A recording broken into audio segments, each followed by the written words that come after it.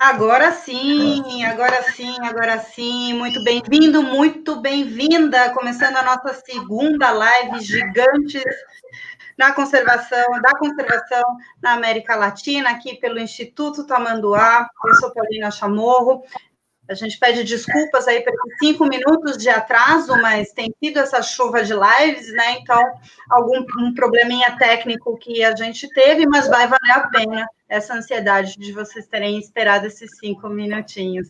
Hoje a gente vai ter a nossa segunda conversa. Eu vou deixar o nosso convidado ser apresentado pela Flávia Miranda. Tudo bom, Flávia? Tudo bem, Paulina? Boa tarde. Boa tarde, Maurício. Obrigada por aceitar o convite. Estou feliz aqui, ansiosa para conversar com você.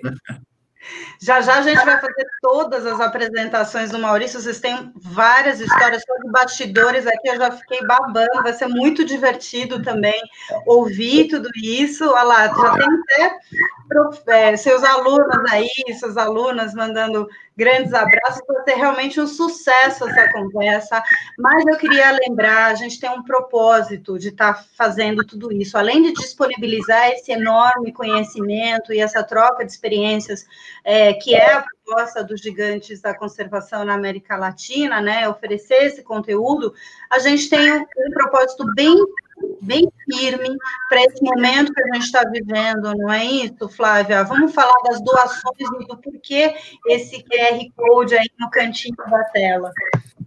Aqui, né? Então, a ideia da live é, claro, trazer conhecimento, trazer essa troca, né, de informação, trazer o pesquisador, principalmente o coordenador de projeto, próximo, para a gente saber como funcionam os bastidores do projeto. Mas, como você falou, Paulina, a ideia aqui, o propósito é maior. Nós estamos fazendo a arrecadação para doar para as comunidades onde nós trabalhamos, né? Então, as comunidades na Bahia, onde nós temos o projeto com as preguiças. Então, mostrando aí para vocês, né? O Instituto Tamanduá tem hoje 4 bases, e 2 delas trabalhando fortemente com comunidade, uma com o trabalho no Delta do Parnaíba. Pode passar, por favor, Paulina? Essa é a nossa base no Piauí e no Maranhão, né? O Delta do Parnaíba, ele faz ele fica nos 2 estados ali, Piauí e Maranhão. Então, essa base que nós temos e trabalhando com as comunidades. Então, a arrecadação vai para ele, para essas famílias que hoje estão precisando de apoio, e são famílias que sempre nos apoiam. São nossas famílias também. Então, são os nossos mateiros, as pessoas que fazem nosso transporte, nosso rancho, nossa comida de campo. Então, realmente, a gente quer colaborar, ajudar com quem sempre nos ajuda. A Base Bahia também, aqui na Bahia, né, na Praia do Forte. Essa base, a gente trabalha com essa espécie, que é a preguiça de coleira, e também com a comunidade. Então, mandando um abraço aí para o pessoal, que inclusive até mandou vídeo agradecendo, né, essa colaboração.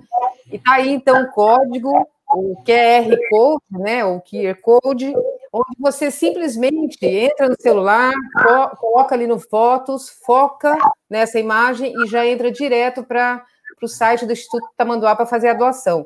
Qualquer doação é bem-vinda, tá? A gente realmente está precisando desse apoio. E, Paulina, semana passada foi muito sucesso. A gente arrecadou muito bem, agradeço mesmo, foi muito bom. E a gente já conseguiu comprar 25 cestas básicas, né? Então, as cestas já vão ser entregues já na próxima semana. Então, muito legal, porque as pessoas, essas comunidades, trabalham com turismo, trabalham com pesca, e a renda baixou a renda, né? Ou quase nula. Então, estão precisando desse apoio mesmo. Então, a gente agradece a colaboração aí. E é muito legal isso de você pensar, né? E vamos trazer aqui para o momento, né, gente? Cada cesta básica, se são 25 cestas básicas, são 25 famílias que, pelo menos por um mês, vão estar minimamente abastecidas. Já pensou? A gente consegue uma meta cada vez maior por cada live? Vai ser incrível poder contribuir duplamente, né, com conhecimento e com muita solidariedade neste momento. Então, daqui a pouquinho a gente traz um grande, né, aqui o QR Code, mas a qualquer momento é só você tirar uma foto, ter o aplicativo também. Pelo site do Instituto Tamanduá, dá também caminhos direto ou só pelo também. QR Code? Boa, Paulina, porque a live passada o pessoal falou que algumas pessoas não conseguiram doar.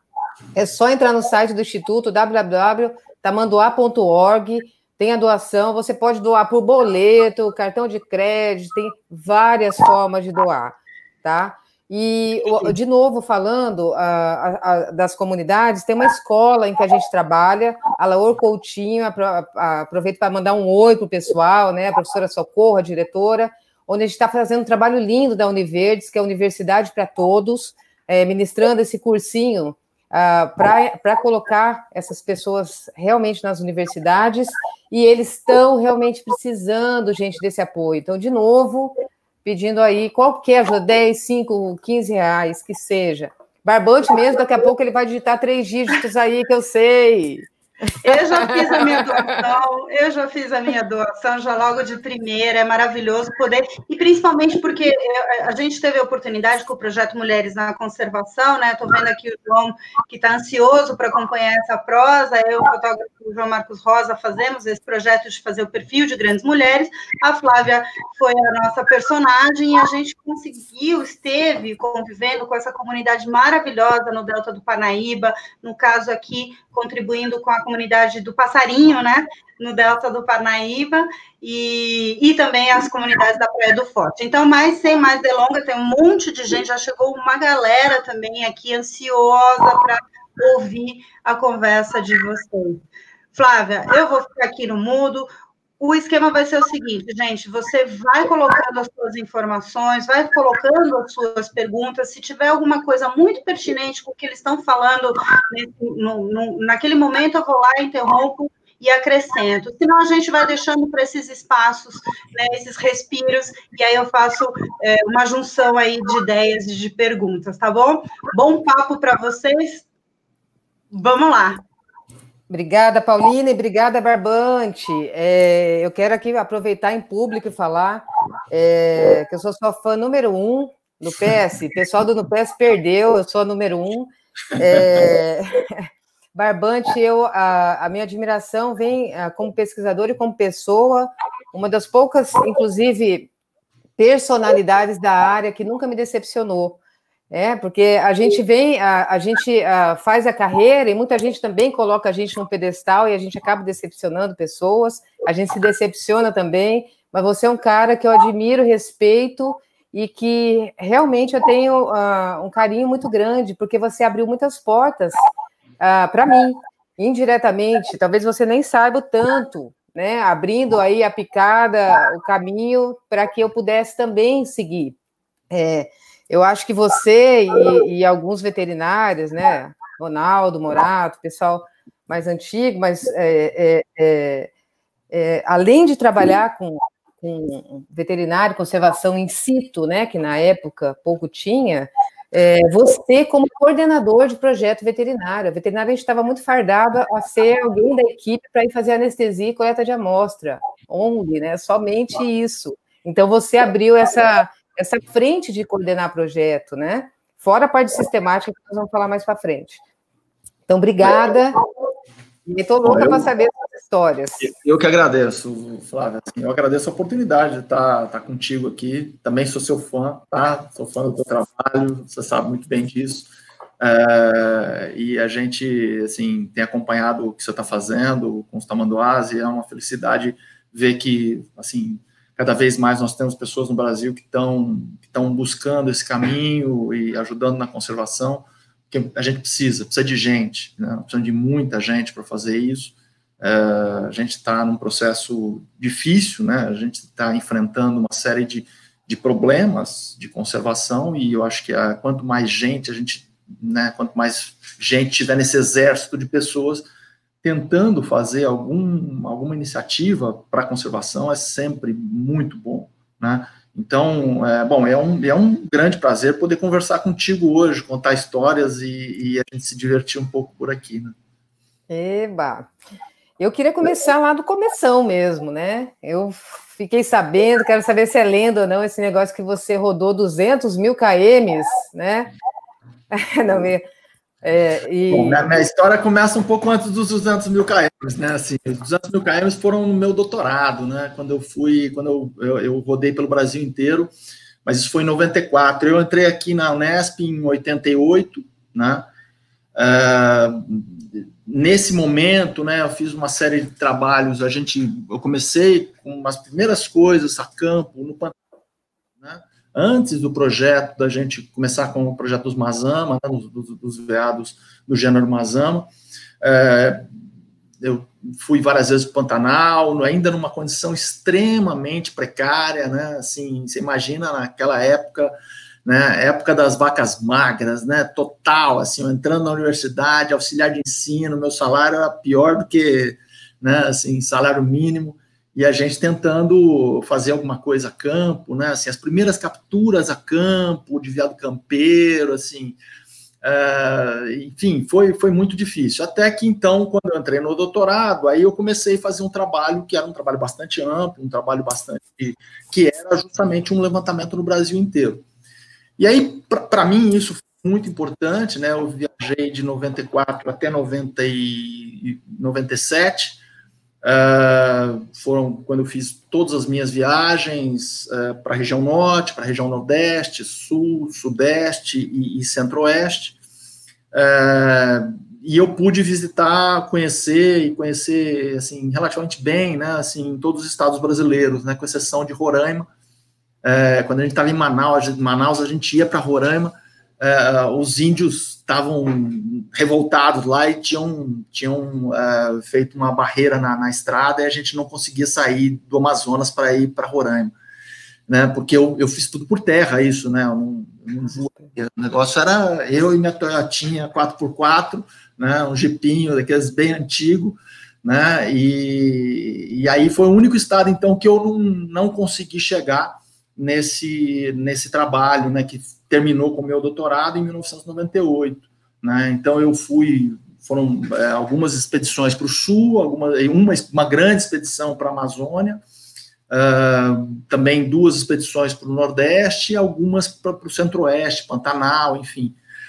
Então a gente visitou praticamente todos os animais em cativeiro no Brasil, né, eu consegui praticamente coletar material de todos os animais que estavam em cativeiro, e não só aqueles dos cativeiros oficiais, né, assim, que a gente tem os zoológicos, tal. Então, você chegava na cidade, ó, quem tem um bicho por aí sabe, não, o seu Zezinho lá tem um bichinho, aí a gente ia lá, ó, senhor, posso coletar material do seu bicho, tal. Então, era uma história foi uma história bem interessante, né, e nesse momento, né, assim, é um trabalho meio pitoresco, né, assim, um cara trabalhando com veado, né, assim, um bicho no Brasil que a gente tem uma conotação bastante negativa, né, as pessoas associam ele com homossexualidade, então, você fala que você trabalha com veado, o nego já te olha de canto de olho, trabalha com veado, você vai ter que falar, não, ó, é de 4 patas, não de 2, então, assim, então acaba quebrando um pouco o gelo, mas, então, assim, minha Toyota tinha um emblema grande, assim, né, do meu projeto na porta da Toyota, então, onde você chegava, os caras olhavam, assim, um olhava para o outro, falei, esse cara lá, enfim, né, então, mas foi uma coisa muito interessante, e foi onde eu conheci, né, e eu pude, assim, evoluir como pessoa muito, porque eu conheci as pessoas dos lugares mais longínquos do Brasil, e eu pude ver o quanto esse país é maravilhoso, né, assim, quem está só nas capitais não conhece o Brasil, não conhece a realidade desse país, que é fantástica, né? Quem vai para aquele interiorzão do Nordeste, aquela caatinga, né? Assim, conversa com a pessoa dali, como essa pessoa encara a vida, como é o dia a dia dele e a receptividade dessas pessoas, né? Então, a gente está num país maravilhoso, né? Então, isso foi muito importante para mim, não só no aspecto de ciência, né, porque, na verdade, isso que me fez chegar ao reconhecimento científico que eu tenho, mas isso, para mim, foi muito importante para conhecer a realidade do Brasil, conhecer as pessoas, isso foi incrível, realmente. Nossa, que massa. E tudo na Toyota Bandeirante mesmo? Porque eu fiquei sabendo que tinha um ninho aí nessa história, não? Não, o ninho veio depois. Depois que eu sofri bastante numa Toyotinha, né? Assim, aí foi para os meus Uninhos. Aí eu fiz uma frota de Unos, que era o meu carro de batalha aqui. Meus projetos eram regados a Uno, né? Então, assim, fui o maior propagandista da Fiat por uns bons anos, né? Aí até 2014, quando o carro saiu de linha, eu não pude mais comprar. Tem um até hoje meu, uso, tá aqui. Eu sei, mas essa Toyota Bandeirante sua, você tem ela ainda? Ela ainda também. Porque a Toyota Bandeirante tá aqui, minha relíquia, e meu Fiatzinho é o que eu vou trabalhar com ele todo dia, é aquele... Então, assim, é minha Fiat. Mas aí de lá, aí você conseguiu coletar todo esse material. E foram quantos animais, mais ou menos, Maurício? Foram aproximadamente 250 animais, né, que a gente colocou, e nesse bojo, né, assim, a gente descobriu bichos novos e descobriu coisas novas. Então, assim, eu comecei a entender que eu não ia resolver a situação, porque a coisa começou com o meu mestrado, né? Meu mestrado era fazer uma análise citogenética dos veados do Brasil. Bom, são 6 espécies, 7 espécies, eu vou lá, pego 2, 3 bichos de cada espécie e acabou meu mestrado. Bom, eu vi que no mestrado a coisa estava mais complicada do que eu estava imaginando. Aí, quando eu fui para o doutorado, é uma história bem interessante. Eu não queria trabalhar com genética, eu queria trabalhar com reprodução. Então, a minha história era pegar um veado ameaçado de extinção, uma espécie ameaçada de extinção, coletar embriões e pôr numa espécie não ameaçada, fazer uma barriga de aluguel, né? Então, com isso a gente conseguiria, porque eu já estava trabalhando com reprodução nessa época, tal. E aí, quando eu terminei meu mestrado, eu já comecei a montar meu doutorado. Falei, vou fazer doutorado nisso, vou fazer doutorado com alta tecnologia e tal. E aí eu peguei um casal de uma espécie, né, que era a espécie ameaçada que eu ia, né, assim, que eu ia propagar, né? E aí, como eu era um citogeneticista, eu falei, vou fazer uma análise genética dos bichos para ver se, né, são compatíveis, legal. E quando eu fiz, os bichos não tinham nada a ver um com o outro, não era da mesma espécie. Então, assim, aí eu olhei para aquilo e falei, caramba, e agora? O que eu vou fazer? Eu tenho que voltar para trás e começar tudo de novo. Então, assim, as coisas não estão descritas, a gente tem que escrever. A gente tem que conhecer o que a gente tem, se a gente quer conservar alguma coisa, né? Então, e eu comecei ali no meu doutorado a entender que esse era o grande mote da minha pesquisa. Eu acabei, por conta disso, até hoje o meu maior projeto que eu estou atualmente desenvolvendo é um projeto de taxonomia, porque se a gente não consegue descrever quem são os bichos que estão por aí, como é que a gente pode dizer que eles estão ameaçados ou não estão ameaçados, ou que a gente quer conservá-los ou não, né? Isso é o passo mais básico para qualquer processo de conservação. Sistemática é a base da conservação, né? Base. E existe um problema importante nesses bichos que a gente trabalha, porque morfologicamente eles são muito parecidos, né? Algumas espécies são extremamente parecidas morfologicamente, mas quando você analisa a genética, né, e especialmente a parte cromossômica, eles são incompatíveis cromossomicamente. A gente produziu animais aqui em cativeiro de linhagens genéticas diferentes, né, e os bichos são inférteis. Ou seja, realmente são espécies bem caracterizadas. Então, assim, e esse é o nosso desafio hoje, é conhecer onde é que estão esses bichos, porque todo mundo diz, veado mateiro, tem desde do México até a Argentina. A gente está vendo que esses bichos são completamente diferentes. Os bichos do México não tem nada a ver com os bichos do norte da Amazônia, nem do sul da Amazônia, e muito menos do sul do Brasil, né? Então tá cheio de bicho diferente aí que a gente está tratando como um bicho só. E a gente pode estar perdendo espécies sem absolutamente conhecê-las, né? Eu acho que isso já aconteceu. A gente ter perdido algumas espécies de cervídeos sem a gente ter conhecido, especialmente uma espécie do Nordeste, que a gente existia um veado vermelho no Nordeste, ele não existe. Qual área? De Mata Atlântica do Norte, né, daquelas enclaves de Mata Atlântica no meio da Caatinga, e isso, na verdade, acabou desaparecendo, né? Então, assim, a gente hoje, eu estou atrás desses bichos, a gente não consegue mais saber nem quem estava na Caatinga, né? Quem estava nessa interface entre Caatinga e Mata Atlântica, porque os bichos não existem mais. Hoje só existe o veado catingueiro lá, né? E as pessoas, mesmo mais velhas, dizem, aqui tinha um bicho grande, não existe mais. Então a gente provavelmente perdeu essa espécie mesmo antes de conhecê-lo, né? Aqui eu vi que entrou o Zé Eduardo Garcia, professor lá da Universidade Federal de Pernambuco, o grande companheiro meu nessas viagens, nesses 200 mil quilômetros pelo Brasil afora. E, Zezão, um grande abraço, meu velho, né? Que saudade tua. Então, com genética, né, também. Trabalha com genética molecular, trabalha com os tamanduás também. Eu já li muita coisa, imagina o tanto que eu li do Zé Garcia. Grande companheiro, tem umas fotos aqui com ele, que depois eu mostro. Agora, Maurício, me fala uma coisa. A gente fala que a sistemática é a base da conservação, né? Mas é uma área que está ameaçada também, né? Hoje eu vejo que pouca gente interessada em trabalhar com sistemática, né? Você acha que é porque é muito demorado, trabalhoso? O que você atribui isso? É difícil, não é muito atraente, porque você trabalha muitas vezes com bicho morto, e aí ninguém gosta de trabalhar com bicho morto, todo mundo quer pegar o bicho vivinho, bonitinho, cuidar dele, né? Assim, mas a gente tem que entender, né, assim, e como veterinário eu digo para você também é veterinário, a gente tem uma certa dificuldade de entender o valor da taxonomia, dos museus, né, assim, eu vou dizer uma coisa para vocês, assim, que é emblemático para mim, né, assim, a gente não consegue, as pessoas não conseguem perceber o quanto é importante a gente ter os vouchers, onde a gente tem as espécies, o que é a espécie.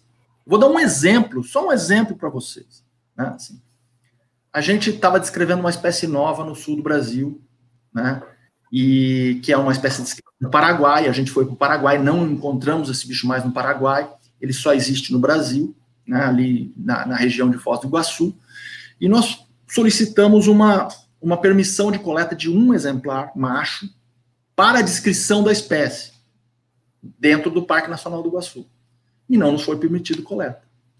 Ou seja, assim, você negligencia uma espécie por conta de um indivíduo que você tiraria da população, né? E essa população está sem a proteção devida, porque essa nova espécie ela seria ameaçada de extinção, teria um salto em termos de status até legal, né? Para quem caça, para quem comete alguns delitos com essa espécie, você tem outros níveis de multa, enfim. Então a gente... Assim, um chamariz para o parque, né, em termos de turismo, espécie também, nova. Então a gente não consegue entender como, né, assim, os veterinários, e principalmente essa é uma dificuldade dos veterinários, de entender o valor de um animal, o voucher, né, de que esse animal seja colocado numa coleção, né. Lógico, a gente não quer ir para lá pegar 200 animais, 500 animais. A gente solicitou a captura de um, porque nós precisávamos ter um animal onde a gente tinha o padrão citogenético, o padrão molecular e a pele e o crânio depositado no museu. Era o voucher, era o holótipo, era o neótipo. Nossa. Né? Então, assim, nós queríamos capturar o holótipo. Ora, esse cara vai ser o holótipo, né? E não nos foi permitido pelo ICMBio. Essencialmente pela administração do Parque Nacional do Iguaçu. Então, assim, eu, depois de várias discussões, eu tenho uma... e foi muito engraçado que naquele ano eu tinha ganhado o Prêmio Nacional da Biodiversidade, que foi dado pelo próprio ICMBio. Esse é um cara sensacional, ele não deixa você fazer a coleta, né? Então foi muito engraçado essa história. É dicotômico, né? Foi um negócio meio complicado, né? Assim, eu sou um dos coordenadores do plano de ação de lados, né? E assim, eu tenho uma permissão de coleta permanente, mas essa permissão não pode ser dentro de parques, né? Dentro de unidade de conservação. Aí você tem que ter um CISBio próprio. Mas é muito engraçado, assim, você ter permissão de matar qualquer animal no resto do Brasil, né? Mas você não pode ir para um parque coletar um animal. Quer dizer, nós... Tipo, né? Quer dizer, por uma sorte, o meu orientado, eu falei para ele, falou, ó, vamos fazer o seguinte, a gente vai para a porta do parque, se algum bicho passar para fora do parque... E por uma sorte do destino, assim, o dia que ele estava lá, um bicho foi atropelado na porta do parque. Né? Nós chegamos no bicho, o bicho estava vivo ainda, estava lá já, mas estava vivo ainda, então a gente conseguiu, então, o nosso holótipo, nosso neótipo, enfim, nós estamos descrevendo essa espécie agora. Ui, que massa! Tem coisa nova para vir por aí, né? Tem muito bicho. Mas, Barbani, deixa eu perguntar do parque agora, tricotar aqui, né? Troca de trabalho. O que você acha do Parque Iguaçu? Porque a gente está vendo a população de Bandeira lá, que geneticamente muito parecido com a Amazônia. Então, você acha que pode ser um refúgio da época do sistema Acre ali, uma coisa antiga de conexão ali, Paraná e Amazônia? Pode ser, mas assim, essa população que a gente está estudando agora lá, ela tem uma conexão com o Cerrado, mas a Amazônia ela muda. Né? Então, assim, quando chega na Amazônia, já pula para outra espécie.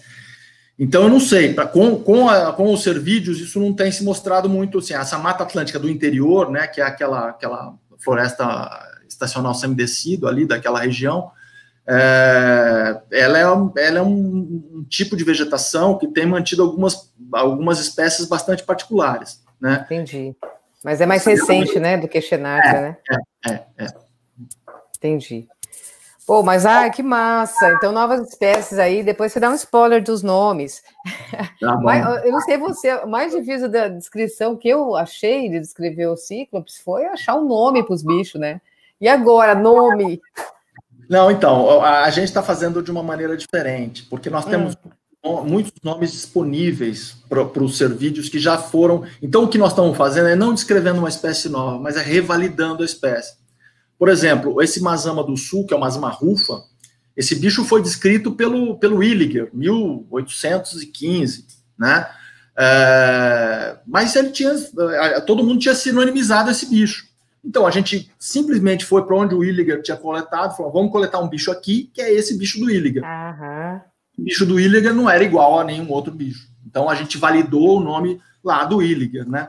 Então, a gente está pegando toda a sinonímia, né, todos os nomes sinônimos de toda a classificação de Mazama, e estamos indo ponto por ponto, agora na América Latina como um todo, nós estamos ponto por ponto indo, né, agora era para eu estar no Peru, lá nos Andes, era para eu estar coletando lá, mas essa pandemia me estragou uma das boas viagens que eu ia fazer agora. Então, assim, mas a gente está indo ponto a ponto. Depois que todos esses nomes estiverem, vamos dizer assim, exauridos, aí vão começar realmente as espécies novas, nomes novos, né? Mas eu não tive que dar nome para ninguém por enquanto. Então, né? Você está sinonimizando, é isso? Você vai... que legal! Na verdade, tirando da sinonímia, né? Dessinonimizando, que eu não sei se essa palavra existe, mas assim, aquelas espécies que são sinônimas hoje, eu estou validando elas novamente.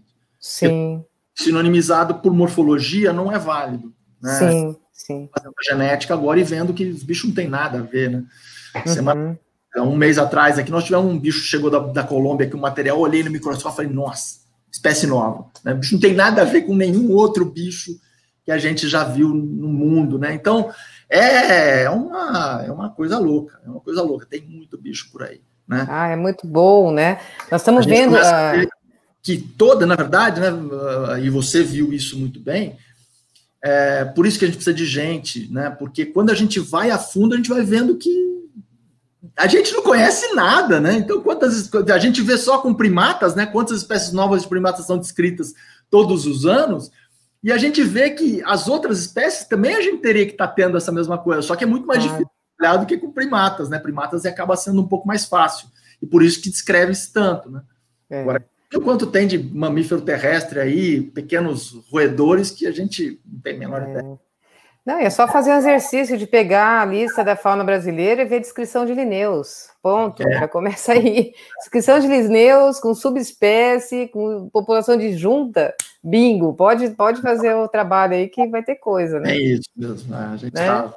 Mas é legal, é um trabalho bacana, assim, mas eu gostaria de estar mais à frente. Né, Flávio, assim, é uma decepção um pouco para a gente, né, da gente não saber ainda quem está por aí. né? Eu gostaria de estar trabalhando exatamente naquelas espécies mais ameaçadas, protegendo e fazendo, e eu estou tendo que voltar atrás a trabalhar com uma coisa extremamente básica.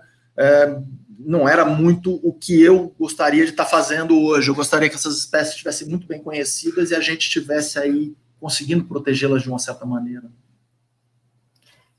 Mas a gente estava num país com a maior biodiversidade do mundo, né? Então, assim, eu acho que esse trabalho, para mim, sou suspeita também para falar, porque é o que eu amo fazer hoje, né? E acho que é um trabalho para a vida, assim, é um trabalho que a gente vai deixar um legado realmente para fazer a diferença no futuro, né? Claro que não é a verdade, né? A descrição da espécie não é verdade, a gente está contando uma história, inventando uma história evolutiva do que acha que é a espécie, né? Mas, assim, eu acho que é um mega legado. Eu te juro que eu já era para ter resolvido essa situação há muito tempo, quer dizer, eu achava que ia resolver, né?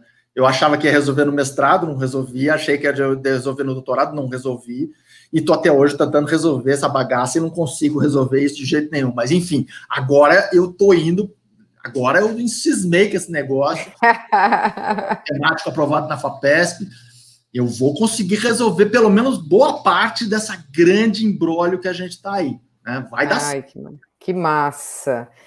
Porque é isso, né? Os bichos nossos...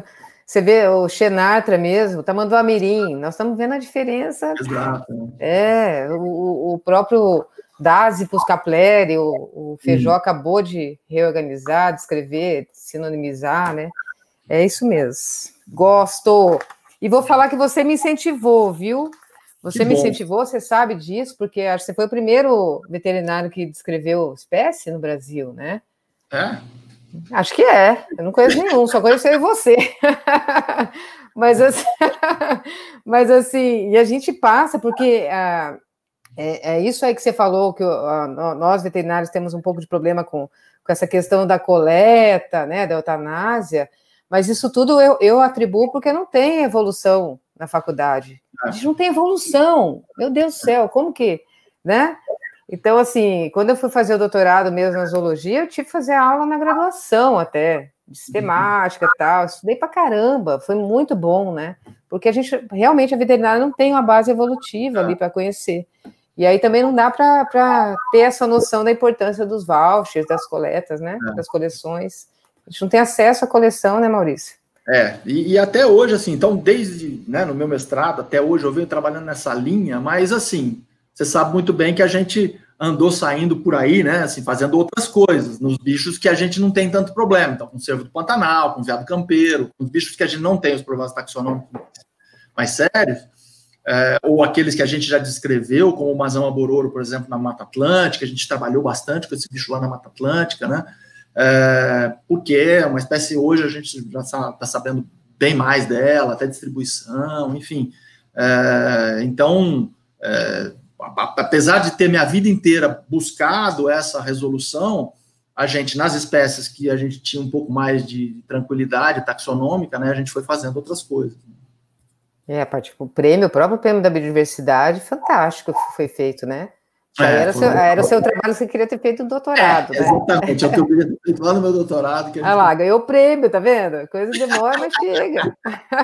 Mas o que eu acho legal, assim, do projeto, do seu projeto, do NUPES, seu e de todos os seus colaboradores, né? É o que eu estava conversando com o Rogério na live passada. A gente no Brasil tem uma mania de seguir modelos de projeto de conservação gringo, né? E aí a gente às vezes para de pôr a cabeça para pensar, sair fora da caixinha e fica naquele modelo, né? E você é um dos caras que eu vejo mesmo que saiu, assim, você criou seu próprio modelo, você faz aí o que você acha que tem que fazer, você busca coisas diferentes, não é aquele padrãozinho. Então isso para mim é muito inspirador. E eu queria saber quem que te inspira, quem que te inspirou nisso tudo, assim, de onde vem esses projetos loucos? É a cabecinha que fica pensando o tempo inteiro, sabe, assim, hoje, eu digo para algumas pessoas, né, hoje eu estou num lugar que eu sonhei em algum dia que eu ia estar num lugar como eu estou, né, assim, e construí esse sonho, e foi um sonho que, assim, deu bastante trabalho, trabalhei muito para isso, Mas hoje eu estou num prédio de 600 metros quadrados, com os meus laboratórios, com as salas dos meus orientados, que trabalha somente com servídeo, né? Assim, dentro de uma universidade, dentro de um campus de agrárias, onde as pessoas absolutamente não, né, assim, acham que eu sou um lunático, alguém da Lua que veio, caiu na Terra e falou que ia estudar veado, né? As pessoas me perguntam, para que você estuda isso? Né? Se esse bicho não dá dinheiro, para que você vai estudar? Por que você estuda vaca, cavalo, né? Então você imagina um louco que nem eu, assim, numa faculdade de ciências agrárias, e que consegue construir um negócio grande, né? Assim, tanto em estrutura física, quanto projetos de volume de recurso grande, né? Então, assim, para te falar a verdade, assim, meus grandes, assim, mentores, né, foram as pessoas que foram meus professores, né? O professor Milton Thiago de Mello, que eu passei um tempo com ele lá em Brasília, que foi um dos grandes pessoas que eu vi naquela linha uma coisa importante. Alguns professores aqui da faculdade, professor Isaú, professor Marcos Giannone, depois, que eram pessoas visionárias, que viam essa área de animais selvagens como uma área de futuro muito interessante, e eu colei nesses caras e acreditei naquela história e parti, né? Problemas, né, são muitos, você sabe muito bem quantos problemas a gente enfrenta, né, sendo veterinários, indo para selvagens. Hoje não, né, esse pessoal novo, né, assim, não tem tanto problema. Hoje selvagens é uma área legal, mas na minha época era muito difícil. Tive uma vez que eu era um bom aluno aqui na faculdade, o professor me chamou na sala dele e falou: professor Maurício, eu queria entender o que você está fazendo na tua vida, porque, cara, você é um bom aluno, por que você está trabalhando com por que você vai trabalhar com animais selvagens? Né? Assim, esse negócio de selvagem é para esses maconheiros que ficam embaixo da árvore, que não estuda. Você é um bom aluno, por que você vai trabalhar com isso, né? Então eu falei, não, professor, por causa disso mesmo, porque é muito difícil, porque é muito complicado, precisa de gente. Então assim, mas naquela época era um desafio, você era um lunático, realmente, aqui eu sou um lunático ainda, né? Assim, talvez nos outros, né, nos nossos meios eu não seja mais um tão lunático, mas aqui eu sou. É sim. Continua sendo, não adianta. O pessoal do PS, dá um joinha aí se achar que sim. Não, mas é loucura, imagino, porque assim, na minha época também, há 20 e poucos anos atrás, imagino que você passou meses trabalhando com Silvestre, né? Hoje tem os grupos de estudos, hoje tem tanta coisa, né? E indo para campo, né, Maurício? Você pegou essa frente que não tinha. Acho que daria até para falar de Porto Primavera. Como é que foi? Como você foi chamado e como que você pensou naquela estrutura toda? Não, Porto Primavera foi um negócio que na época, né, assim, eu tinha defendido meu mestrado. Então, como eu era o único cara que tinha trabalhado com servídeo no Brasil, justamente por causa desse problema do estigma que tem servídeo, né, ninguém quer trabalhar com servídeo no Brasil, né, porque é coisa de viadinho. Imagina naquela época lá atrás, né? Então, eu fui um cara que fiz meu mestrado em servídeos, comecei a trabalhar mais com servídeos, e aí a CESP fez alguns seminários, com vários, tem uma colega do Uruguai também que fez alguns seminários, a gente começou a fazer um grupo para discussão de conservação de servídeos na América Latina, e eu participei de alguns workshops com o cervo do Pantanal. Eles começaram a ver o que ia acontecer com o cervo em algumas hidrelétricas, já tinha um problema sério, várias populações de cervo já tinham sido perdidas, né? E aí, assim, num determinado momento, eles me chamaram, falaram, olha, a gente precisa de alguém para resolver o problema do cervo em Porto Primavera. Porto Primavera é uma das hidrelétricas assim, complicadas do ponto de vista ambiental, 220 mil hectares de várzeas inundadas, né? Então, uma área monstruosa, uma população de cervos de mais ou menos 1.500 cervos, uma das últimas populações de cervo do estado de São Paulo, né? Na verdade, a última população razoável do estado de São Paulo estava ali, né? Então era a extinção, né, da espécie no estado. E a CESP me chamou e falou, olha, nós queremos contratar vocês para fazer um trabalho em Porto Primavera, trabalhar com o cervo. Nós queremos um grupo que seja um grupo que trabalhe com servídeo lá, para resolver esse problema do cervo do Pantanal. E eu chamei alguns colegas, né, alguns colegas de outras áreas, biólogos, né, ecólogos, pessoal aqui do campo. E aí começamos a bolar um projeto, né, um projeto grande, né, que o objetivo era o seguinte, né, assim, porque muita gente olha para uma população que vai ser inundada, você pensa no que? Não, então nós vamos salvar os bichos de lá. Não tem como salvar. Né? Assim, 1000 bichos você vai levar para onde? A gente leva para o Pantanal. Não é assim. Né? Assim, depois a gente viu, né, que a parte sanitária desses bichos lá de Porto Primavera, se a gente tivesse levado para o Pantanal, a gente ia arrebentar da população do Pantanal, que é uma população de 14 mil indivíduos. Indivíduos. Né? Então, veja, a proposta do projeto era avançar muito o conhecimento em Cerro do Pantanal, desde a parte ecológica, a parte sanitária, a parte fisiológica, anatômica, enfim, e começar alguns projetos de reintrodução, de translocação, algumas coisas mais aplicadas de conservação. Né? E veja, né, foi uma negociação de muito tempo, né, naquela época foi um projeto de R$1 milhão, que naquela época era 1 para 1, né, então era $1 milhão, né, um projeto muito grande, e foi uma negociação muito dura, porque a gente não ganhou nada com o projeto, na verdade, pessoalmente, né, eu tenho meu salário da universidade, então todos os pesquisadores que entraram nesse projeto entraram de maneira voluntária. Todo esse dinheiro era aplicado na pesquisa, no trabalho em si, né, e na aplicação em bolsas do pessoal que ia para campo, que você conheceu, aquela galera que ficava no campo, ficava nas quarentenas, enfim. Então, foi uma negociação complicada, e uma das situações mais difíceis da minha vida foi o dia que a CESP me telefonou e falou assim, tá bom, você está tratado, nós vamos fazer o projeto com você. R$1 milhão. Barbaridade. Né, assim, fiquei super feliz, peguei o telefone, liguei para um dos meus parceiros, que ia fazer toda essa parte de biologia. Ele falou, olha, eu pensei bem, não dá para mim. Aí, velho, você imagina, um veterinário ecológica, eu não ia fazer nada de ecologia, nada da parte de ecologia, parte de manejo, enfim. Bom, aí, assim, foram 2 dias de uma tempestade mental, né? Você pode imaginar.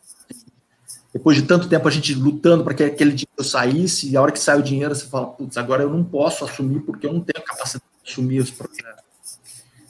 E aí, assim, parece que as coisas acontecem, alguns colegas me procuraram e falaram, vamos tocar, nós vamos segurar. Parece que, assim, são as coisas... assim, eu sou religioso, né, então eu acredito em Deus, enfim, eu tenho minhas crenças, e essas crenças foram muito, assim... reforçadas por várias coincidências que aconteceram na minha vida, né? Uma delas foi essa, né? Assim, depois de eu ter desligado o telefone e falar assim, caramba, vou ter que abrir mão do projeto, né? Assim, no dia seguinte bate um cara na minha porta, um cara chamado Arthur Andriolo, grande professor, grande pesquisador da Universidade Federal de Juiz de Fora hoje, ele era ex-aluno nosso aqui, chegando dos Estados Unidos, tinha feito parte do doutorado dele lá, bateu na minha porta e eu comecei a conversar com ele, eu falei, putz, cara, eu estou numa posição aqui complicada. Ele falou, o que está acontecendo? Eu falei, isso, nós temos um projeto. Ele falou, não, deixa comigo, essa parte eu faço. Né? Aí, putz, né, assim, entramos no jogo de novo, né? E aí foi a história, né, do pesquisador que pula do helicóptero em cima dos bichos para pegar os bichos, né? Então é aí que vem todo o processo de captura dos bichos de Porto Primavera, um grande estudo. Foram 100 animais acompanhados por radiotelemetria. A gente queria entender o que acontecia com o bicho quando a hidrelétrica, né, inundava. Porque ninguém sabia. O bicho morre, o bicho foge da hidrelétrica. O que acontece com ele? Ninguém sabia. E a gente, então, marcou um monte de bichos, né, e ficamos acompanhando, né? Tiramos muitos bichos de lá, nós capturamos aproximadamente 150 animais que nós tiramos para fundar um programa de cativeiro, que é o único programa genuinamente nacional que nós temos no Brasil, que é feito por brasileiros, para o cervo do Pantanal, né? E hoje a gente coordena esse programa, já há 20 anos, né? Já mais de 20 anos, 22 anos. Fizemos alguns experimentos com reintrodução, com translocação e tal, mas a proposta era acompanhar aqueles bichos, né? E a gente viu que, assim, eles não morriam porque eles eram inundados, né? Eles se salvavam da inundação, eles iam para a margem, se adensavam, e aí eles iam morrendo por doenças, iam morrendo por falta de comida, e iam morrendo por competição, né? Então, assim, a gente viu que é um processo, não adianta você pegar todos os bichos e falar, vamos salvar e vamos soltar todo mundo num lugar. Existe uma dinâmica populacional, existe uma demografia que você tem que respeitar, que os bichos são territorialistas, enfim, né? Então, assim, foi uma evolução no conhecimento para essa espécie, para a ecologia de barragens, enfim, muito grande, né? E isso foi um aprendizado. E isso a gente fazia pulando helicóptero, né? E a história é muito engraçada, né? Quando o professor Ronald Lapinski, da Universidade da Flórida, veio no Brasil me ensinar como é que usava NetGun. NetGun é uma arma com 4 canos, que tem uma rede dentro dela, e que você dispara de cima do helicóptero e essa rede cobre o bicho, né? E você captura o bicho. Bom, e o dia que ele, né, chegou, pôs a arma na minha frente, assim, olhou na minha cara e falou para mim, Maurício, olha bem o que eu tô te falando. Lembre tudo que eu falar para você, porque eu sou o único cara vivo que usa essa arma. Todos os outros morreram antes dos 40. Então, eu sou o cara que estou vivo para te ensinar como você vai chegar aos meus 60 anos. Eu não cheguei lá, mas eu vou chegar aí, se Deus quiser eu chego. Porque a rede, ela sobe para a hélice, né? Ela sobe para... O problema é que você não pode errar. Você tem uma arma de fogo com pedaços de... São pinos de aço inox, né, que ficam dentro desses canos, que são lançados, né? Qualquer erro que você faça, você derruba o helicóptero. Então, se você atirar muito para baixo, enrosca na vegetação, enrosca no esqui do helicóptero, o helicóptero cai. Se você atira um pouco para cima, pega na hélice do helicóptero. Se você atira para trás, pega no rotor de cauda. Enfim, é um troço de assassinar gente, aquela arma, né? Assim, tinha toda uma regra que ele me ensinou e fez eu fazer aquilo, né, dezenas de vezes para que eu pudesse ficar de cima do helicóptero. E aí, quando eu fui trabalhar com ele saiu comigo no helicóptero, a gente começou a capturar. E cervo é uma coisa complicada, porque o bicho está num ambiente molhado. Se ele está num ambiente com muita água, se você joga a rede nele, ele enrosca na rede, cai e se afoga. Então você precisa tirar ele da água para poder jogar a rede. E era um processo trabalhoso, porque ele está lá, na várzea, né? Então a gente tinha que ir com o helicóptero tocando ele para um lugar mais aberto, onde a gente conseguia jogar a rede. Em algum desses momentos, o bicho começava a correr e ele começava a se enroscar na vegetação. E aí o Lapinski olhava para mim e falou assim, você pula, né? Ele fala, dog, né? Que é aquele segurar boi, né? Eu falei, tá bom, eu pulo, né? Assim, e aí eu pulava e segurava os bichos, né? Os bichos já estavam meio enroscados ali, eu segurava eles. Eu falei, pô, esse negócio aqui não é tão ruim de fazer, né? Assim, não é tão perigoso assim, pular do helicóptero, né? E aí, assim, foi todo esse processo de treinamento, e depois a gente foi comprar a nossa arma, a nossa NetGun, né? E aí, quando a gente comprou a nossa NetGun, demorou para chegar. E o projeto e a inundação tava os caras querendo fechar a hidrelétrica e a gente com o prazo aqui, né? Pô, vamos começar a capturar, é bulldogging, galera, vamos pular em cima dos bichos, né? E aí começamos a pegar primeiro fêmeas, né? Depois machos jovens, que não tinham chifre ainda, depois os machos com chifre pequenininho, encapado, né? E aí, quando a gente viu, a gente tava pegando os machão grande, pulando em cima deles e fazendo o mesmo trabalho. Quando chegou a nossa NetGun, eu olhei para aquele negócio e falei, esse negócio aqui, é mais fácil eu morrer que esse negócio. cima, né? Então deixa eu pular em cima do bicho mesmo, né? E assim que começou essa história do cara que pula em cima dos veados, né? De helicóptero, né? Eu tô vendo que a Preta tá aqui, ó, na live. Ah, Preta, grande. Ah, gente, Preta descia, né? Desse tamanho descia lá, anestesiava os bichos, né? Pequenininha, e ela descia do helicóptero e ela anestesiar os bichos. Grande Preta. É isso aí.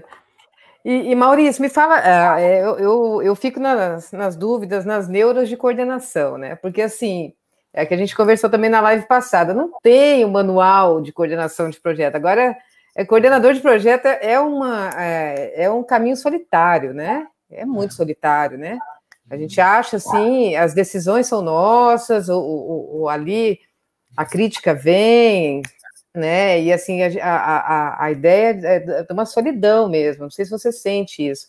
Como que foi estabelecer tudo isso? Quem foram as pessoas, assim? Como que você buscou? Porque Porto Primavera foi um projeto enorme, né?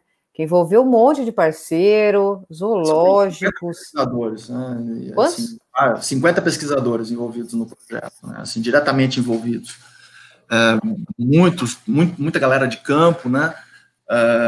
Enfim, então foi realmente um mega projeto.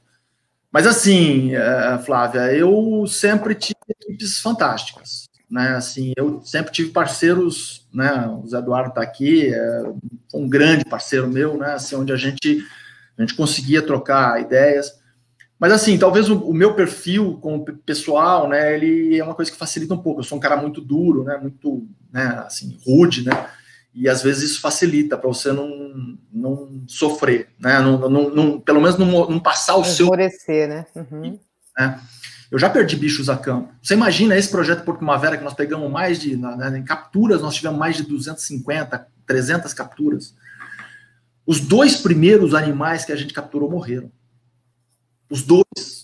A gente trabalhando com um bicho ameaçado, com toda aquela pressão midiática em cima. Você pega o primeiro bicho, né? A gente pronto para miopatia de captura. Era o grande problema de ser vídeo, é a miopatia de captura. Então os bichos vão cozinhar. Então vão levar gelo para o campo. Vão levar gelo. Vamos lá, 6 horas da manhã, todo mundo no campo, aquele monte de gelo. Vamos subir no helicóptero. Subindo no helicóptero, fomos pegando o primeiro bicho molhado na água. 7 horas da manhã, pegamos o bicho, pendura aquele bicho num helicóptero com um ventilador monstruoso, né? Viaja, né, 10 minutos debaixo desse ventilador e põe o bicho na base de campo que a gente tinha. Hipotérmico. Chegou o bicho lá, hipotermia.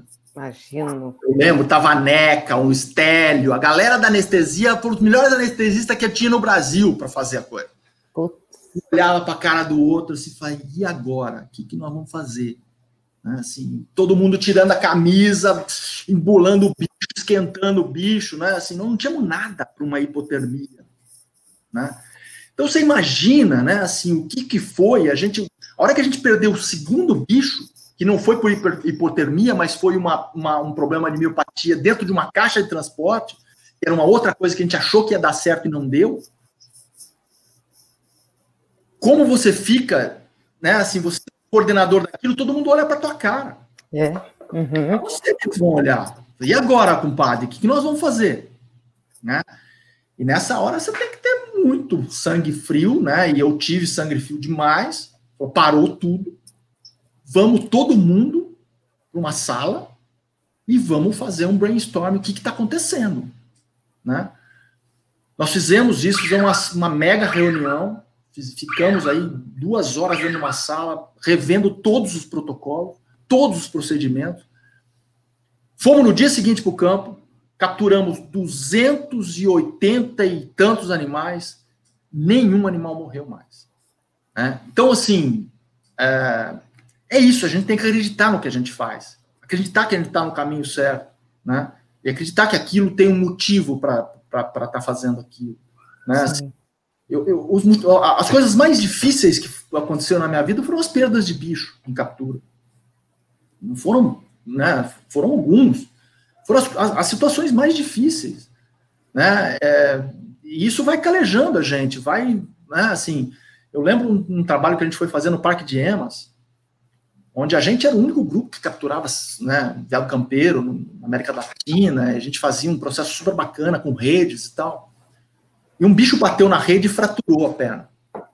Um bicho de vida livre fratura, você tem que fazer o quê? Isso é eutanásia, você não pode deixar um bicho desse no campo, né? Sim, foi uma das cenas mais trágicas que eu vi na minha vida, o bicho anestesiado na minha frente, eu tendo que fazer eutanásia, e eu não tinha nenhum medicamento para fazer eutanásia.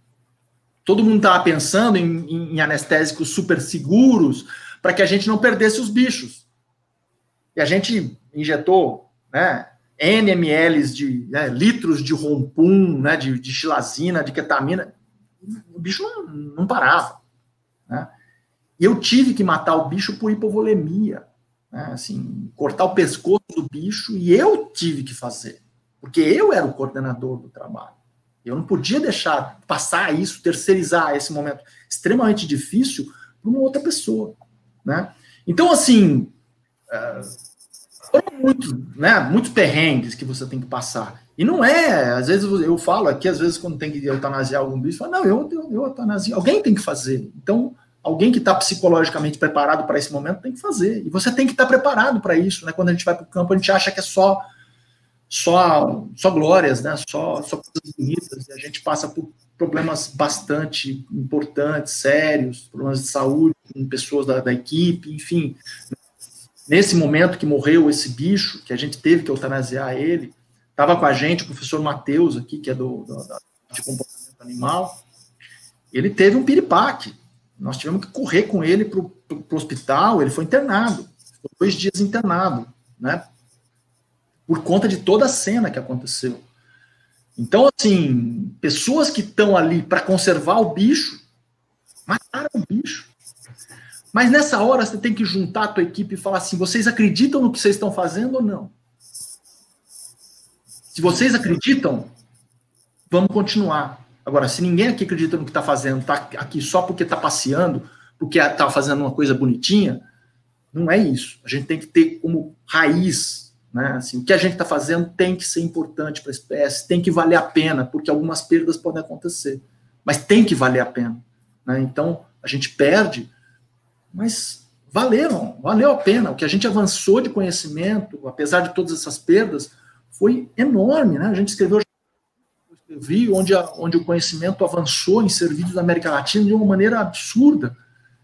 Através disso, de muito trabalho, mas de muita decepção também, de muito erro, porque com os erros a gente aprende muito mais do que com os acertos, né?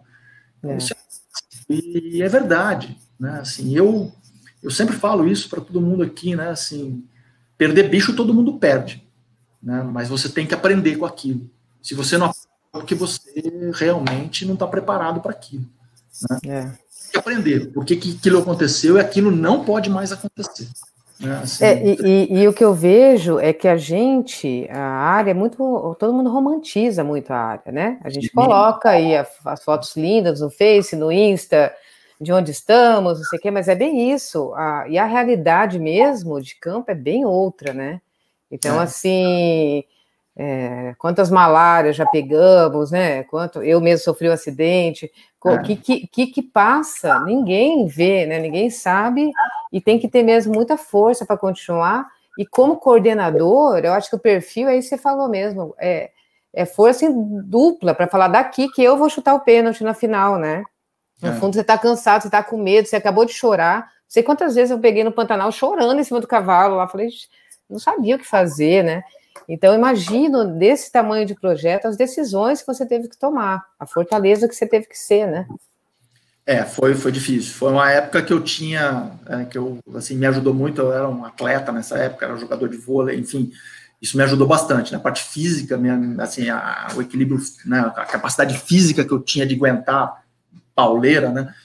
Não sei se você lembra, a gente capturava cervo o dia inteiro, depois eu ia, com o último bicho capturado, eu ia para a quarentena, para ver como é que os bichos tinham sido capturados do dia inteiro, como é que estavam, né? A quarentena ficava 100 quilômetros de onde a gente estava, e voltava de noite para processar sangue no laboratório, né? As amostras que a gente tinha dos bichos no laboratório. Então, e assim, eu fazia, e era bacana. E no dia seguinte, 6 horas da manhã, 5 horas da manhã, nós estávamos de pé de novo, e vamos montar no helicóptero e vamos embora, né? Então, assim, eu acho que... Mas foi, assim, você falar, não, valeu a pena? Valeu pra caramba. Valeu, assim, valeu muito. Né? Assim, a gente... Valeu a pena pelo trabalho que a gente fez. Mas eu acho, Flávia, que, assim, valeu a pena, mais que tudo, pelas pessoas que a gente incentivou e a gente formou. Né? Se você, assim, esteve lá, né, e foi uma das pessoas que talvez tenham tido um incentivo ali naquele momento, né? Esse é o grande coisa que a gente deixa para o futuro, né? Que a gente deixa como legado, porque eu acho que é isso, né? Assim, quem a gente está formar pessoas de bom nível técnico, de caráter, que sejam, né, assim, que enfrentem a coisa da maneira que devem enfrentar. Então, eu acho que esse é o grande legado que a gente tem que deixar. Né? Assim, e foram muitas mesmo, né? Talvez eu tenha passado, né? Assim, eu sou mais antigo, então tem bastante gente que hoje está trabalhando, que às vezes vem para mim, pô, fui teu estagiário, né? Então, não sei o que. Outro dia o Maurício Taleb, né? Falou, porra, você foi o meu grande incentivador na Maurício Taleb, trabalha com os muriquis, né? Porra, né? Assim, foi uma palestra que você deu que ali eu imaginei, eu entendi o que eu queria fazer na minha vida, né? Porra, isso é fantástico, né? Assim. Isso é uma experiência incrível, né, de você poder ter influenciado as pessoas nesse nível, né, assim, das pessoas seguirem uma carreira por conta de um exemplo que você está dando, de uma ajuda na formação. Quantos estagiários não passam aqui todos os anos, né? A gente tem uma formação de estagiário muito grande aqui, né, no PS a gente tem uma turma de estagiários que vem em janeiro e uma turma que vem em julho. Né, são 16 pessoas, 15 a 16 pessoas em janeiro, 15 a 16 pessoas em julho. E assim, a gente tem nossa equipe aqui se mobiliza para esse mês, para a gente estar recebendo bem essas pessoas, para a gente estar formando essas pessoas, para passar para elas o que a gente acha que é o melhor que elas possam fazer, né, na vida, como pesquisadores ou como, né, profissionais no futuro. Né, e a felicidade é assim, a gente hoje está com, né, quando a gente abre uma seleção para estágio, são 150 candidatos para estágio. Nossa. Né? Uma felicidade, né, sabe? Pessoas do Brasil e do exterior se candidatando para fazer estágio aqui. Então, e é isso, né? Eu acho que é isso. É o cuidado que a gente tem com a formação dessas pessoas. Eu acho que isso é muito importante. E você, equipe, a formação, sempre inspirador mesmo. Paulina, põe a fotinha aí, eu vou mostrar para vocês uma coisa. Eu fui estagiária de Maurício Barbante, comprovo agora e vou contar um caos para vocês. Mandei ó a fotinha, ó. Porto Primavera. Olha lá. Lembra? Medonho. Tá rolando? Vai me avisando que eu não tô vendo aí, pode deixar a tela. Aí, tá rolando? I have been there, em 1997. Mandei uma carta para Maurício Barbante. Carta, né? Prezado Maurício, venho por meio desta, pedi um estágio para você. Aí fui aceita, fiquei mega feliz, que eu ficava esperando a carta chegar com o resultado. Fui aceita para ir para Porto Primavera. Ligo para Maurício, ligo assim, ó. Né? Exatamente. Né? Ligo para Maurício. Maurício, como ele já falou, que o perfil dele é aquele perfil forte, né? Forte. A paciência naquela época desse tamanho, o pessoal do PS, avisa se ainda está desse tamanho. Aí eu liguei para ele e falei assim, Maurício, tudo bem? Flávio, eu fui aceita no estágio. Pode falar. Então, eu queria ver quando que eu vou para Porto Primavera. Uai, só ir para lá, uai. Nós estamos esperando, já era para estar lá. Tá, tá. E como que eu chego lá? Você vai lá, desce no... Eu lembro até hoje, Maurício. Você pega um ônibus sentido lá e desce no segundo posto policial, Polícia Federal, desce lá você pede para o guarda lá e chama um motoboy te leva para lá. Aí eu falei... Presidente Epitácio, Presidente Epitácio, aqui ó, aí no meio, ó. Aí o motoboy te leva para lá. Aí eu peguei... tá. Falei, então tá bom. Então o segundo posto... É isso. Daí você falou, tudo bem? Eu falei, tudo bem. Maurício, o que eu levo? Tudo bem, já tinha encerrado a conversa. Se vira aí. Peguei o ônibus para Presidente Epitácio, Fiquei lá na frente com o motorista tomando café para contar o segundo posto policial. Desci 4 horas da manhã, né? Cheguei lá pro guarda, falei, ô, seu guarda, preciso de um motoboy. Aí, ô, minha filha, só amanhã, né? Aí dormi lá no posto, 7 horas da manhã chegou o motoboy, o motoboy já estava doidão. Eu falei, gente, como que eu vou com esse homem para lá, gente? O motoboy tá mais doido que sei lá o quê, né? Ainda bem que isso já tem 20 anos, senão minha mãe ia ficar brava se ela estivesse assistindo a live aqui. E aí eu peguei, por sorte eu sabia pilotar moto, eu falei, ó, eu vou pilotando, você vai atrás comigo. O cara foi abraçadão, dormindo comigo. Eu cheguei lá na quarentena, encontrei o medonho e fiquei lá 1 mês e meio com vocês, mais até uns 2 meses. Foi muito bom, viu? Muito bom. Aquela época era pauleira, a coisa era pesada, assim, tinha que ter muita saúde para aguentar, porque era pauleira. Mas é o jeito que eu gosto, Maurício. Você gosta dessa coisa, se vira, né? Você quer fazer estágio, você chega lá, porque hoje em dia a gente faz o curso no Pantanal, tem mãe ligando para nós, perguntando como é que é o curso. É mais ou menos isso. Só falta a mãe vir fazer a entrevista do estágio. Né? Ela traz até a porta, fala assim, que vinha falar isso, né? Só falta a mãe entrar em vez da filha, ou o pai entrar em vez do filho, né, para fazer a entrevista de estágio, né? Mas enfim. Mas foi uma época, né, que eu acho que, né, assim, essas coisas eram bastante diferentes. Eu acho que as dificuldades eram muito maiores, né, Flávio? A gente tinha muita dificuldade de tudo, né? Assim, essa comunicação com o celular, né? A gente não tinha nada disso, né? Era um negócio muito maluco, né? A gente conseguia se virar sem nada dessa tecnologia que a gente tem hoje, né? E né, nos viramos bem, né, Flávio? Eu acho que a gente se virou bastante bem. Chegamos.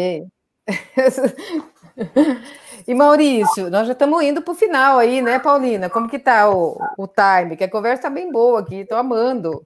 Tá ótima essa conversa. Olha, eu só tenho a dizer para vocês que vocês só têm fãs. Dá para montar 2 fã-clube completo, porque não tem quase pergunta, só tem gente mandando muitos corações, que é a melhor palestra que já viu, que é o melhor professor, que é a melhor coordenadora. Tem abraço de tudo quanto é lado, mas eu vou aproveitar essa pausa, já que tem ainda muita gente conectada, impressionante, muita gente conectada há 1 hora, mais de 1 hora já, para lembrar, você que está chegando agora, chegou no meio, não está entendendo o que é esse quadradinho aí do lado do Maurício. Os Gigantes da Conservação, essa série de conversas, tem um grande propósito, né? Além de compartilhar esse conteúdo maravilhoso e a gente ficar, né, só de mosquinha na conversa de vocês, maravilhosa, tem esse propósito de também arrecadar doações, né, como, por exemplo, cesta básica, material de limpeza e de prevenção para as comunidades Comunidade da Praia do Forte, Sapiranga, Pau Grande e Itapera.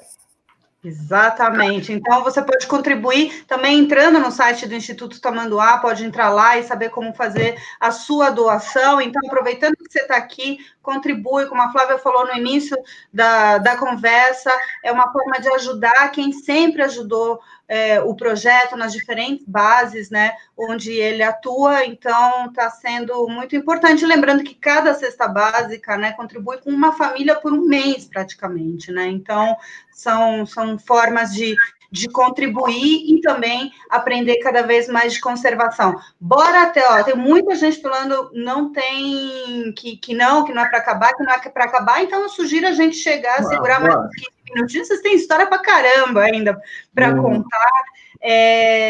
O Cassiano aqui está perguntando, eu vou pedir para a Flávia ler, porque eu tenho, como não sou da área, pode ser que eu leia errado o nome da espécie. Não sei se você está conseguindo ver sobre Axis, ele está perguntando aqui, eu estou sobre, é uma espécie invasora, né? Assim, a gente não falou até agora sobre espécie invasora, mas é uma espécie invasora de cervídeo que está vindo do Uruguai, né? Que atravessou a fronteira sul do Brasil e está entrando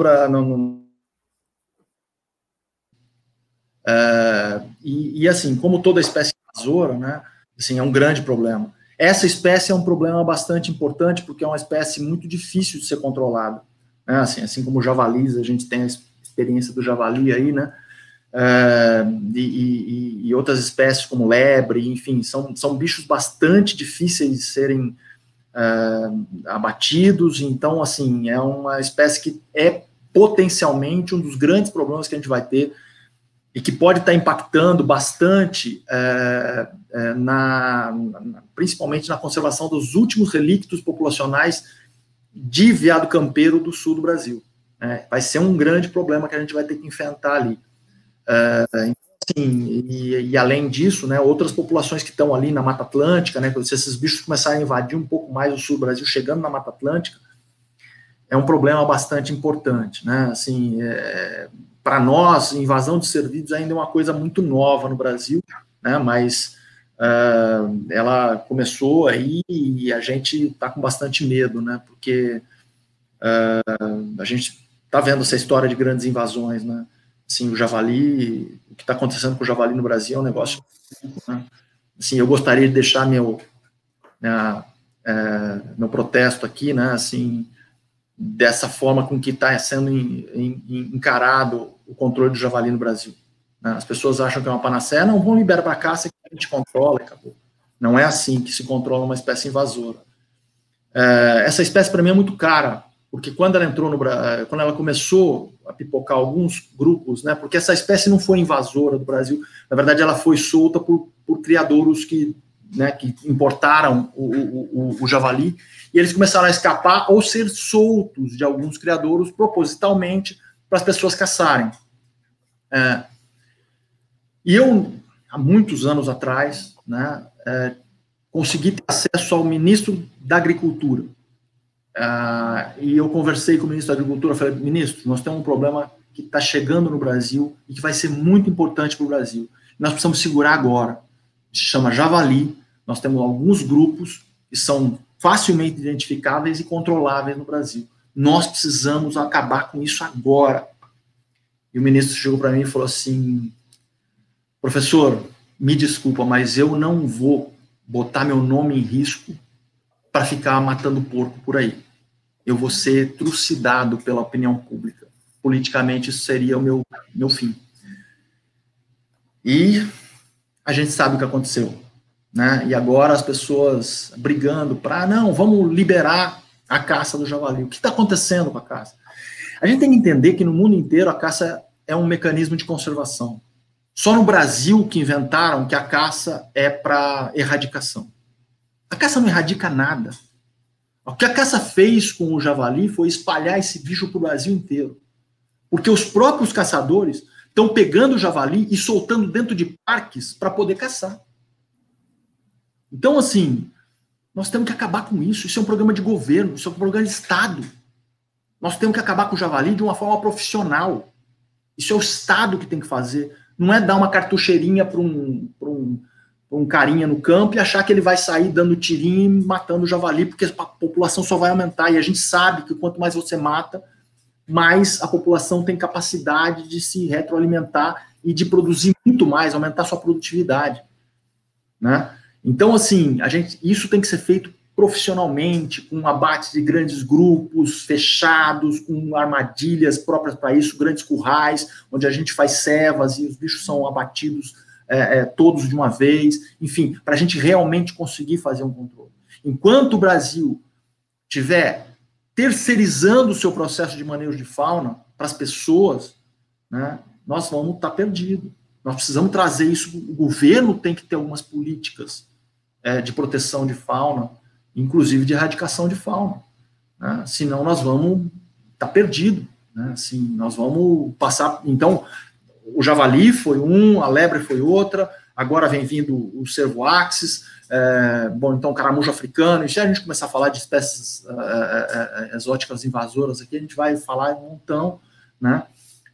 Cachorros em unidades de conservação, né? Assim, vários cães ferais em unidade de conservação, e as pessoas com mimimi, o que nós vamos fazer com os cães? Gente, o cachorro não é para estar no parque, não é para estar na unidade de conservação. Nós temos que acabar com isso. Ah, mas vai matar o cachorro? Bom, tá. Tem que fazer alguma coisa, né? Eu sou da opinião que esse animal deve ser eutanasiado, né? Assim, sistematicamente eutanasiado, assim, todos os animais que estão fora de controle. Essa é minha opinião. Então vira feral mesmo, né? Gato, é minha opinião particular, como alguém que está olhando para a conservação. Uhum. Porque tudo bem, fala, mas coitado do cachorro. Mas quantos outros animais esse cachorro não está comendo? Os animais selvagens. Uhum. Cachorro, ou são os veados, ou são os coatis, ou são os outros bichos que estão lá. Esses bichos estão trazendo doenças para nós, né? Espalhando doenças, sinomose, parvovirose para os nossos carnívoros, né? E estão comendo a nossa fauna. Né? Eu dou exemplo, o cervídeo é particularmente um bicho muito afetado por cachorro, né? Porque os cervídeos neotropicais, eles não evoluíram para caça de cachorro. Eles é um bicho que evoluiu para uma caça de onça, que é a caça que a gente chama de espreita. Quer dizer, o bicho está ali espreitando, o bicho passa na frente, ela corre. Se ela não pegou em 50 metros, acabou a caça. O bicho vai embora. Cachorro não. Cachorro tem uma de caça, ele vai, levanta o bicho corre 2 km, para. O cachorro vai, acha ele, corre mais. E cervídeos tem o que a gente chama de miopatia de captura, uma síndrome muscular, né? Que o bicho, mesmo que o cachorro não consiga pegá-lo, dependendo do tempo que ele perseguiu o cervídeo, ele vai morrer. Então nós sabemos de espécies, por exemplo, Mazama nana, que é uma espécie do sul do Brasil, dos estados do sul do Brasil, daquela floresta ombrófila mista, né? Daquele ambiente de araucária. Esse bicho está ameaçado basicamente por cachorros de propriedades rurais. Esse bicho está acabando.